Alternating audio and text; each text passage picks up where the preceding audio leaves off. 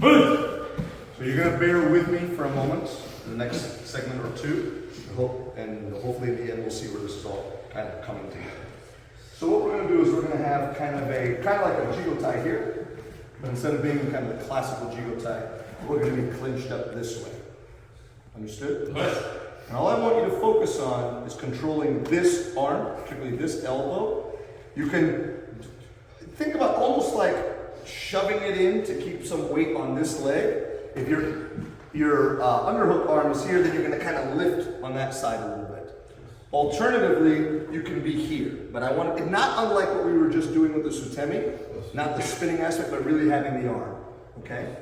I don't care if you're here. I don't care if you're here. What I don't want is too much of his elbow this way. You're going to have to work to kind of get his elbow in, like so. Understood? Yes. And we're just going to play from here. He pushes into me a little bit, or we push back. Nothing too crazy. And when the moment feels right, you're either going to go with a Seo, Ippon Seoi, not Harai, or we can be heavy on that leg and do a little chopping Osoto. It's not going to be the biggest Soto Gari of all time. Okay, more like takedown than anything else. Okay, so we're either here, like forward, please. And we kind of are heavy. We can lift this shoulder and cut the leg out. Or we can be here, feel a lot of pressure forward. Forward pressure, turn, and go that way. Understood? We're just giving a little bit of kind of chest to each other. So a little bit of pressure on each other. We can move a little bit. I do want you to have the right leg forward, left leg back for now. So we're trying not to square up sumo wrestler style for now. If you're here, think about if you wanted to knee me, for example, right? That you should be able to position where you're not like this.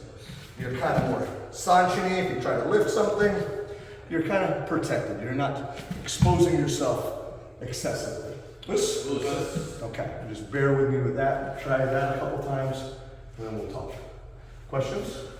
The right arm, if we're underhook, as we're pulling down on the left, keeping his elbow tucked inside. Is there upward motion? Do you want to kind of? Yeah, that's right. So what I'm trying to do is basically tilt him a little heavy on this side. Okay.